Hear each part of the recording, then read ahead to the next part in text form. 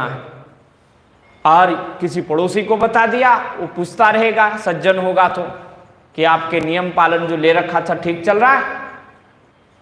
अब उसको आपको सही बताना है, इस दृष्टि से आप करते ही रहेंगे। तो इसलिए नियम जरूर होना चाहिए, उस नियम का एक व्यक्ति को पता भी होना चाहिए, सारी दुनिया को नहीं।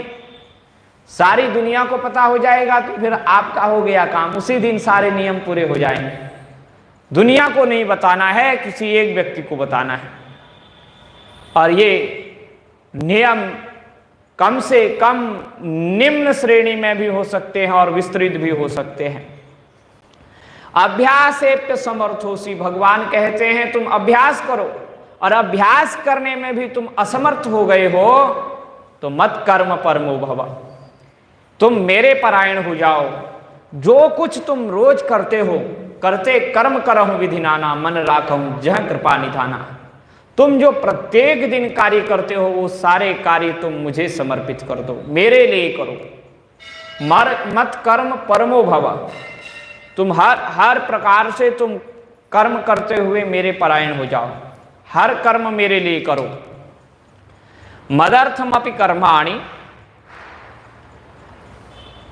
तो ये प्रत्येक जो कर्म है ये शास्त्र विहित ही कर्म है।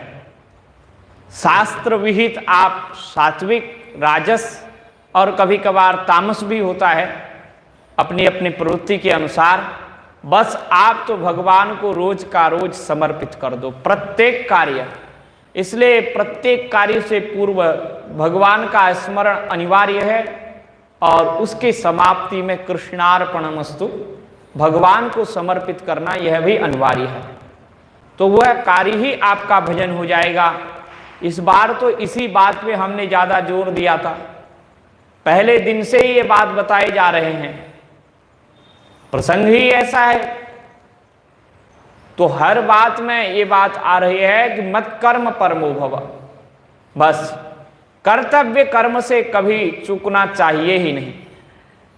भगवान ने नाटक करने को भेजा है, बस इस नाटक में हमको सफलता प्राप्त करनी है।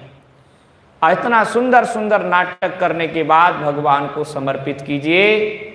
भगवान कहते हैं मत कर्म परमो भव, मेरे लिए कर्म करो, मेरे लिए अपने सारे कर्म करके कुर्वन् सिद्धिम अवाप्स्यसि।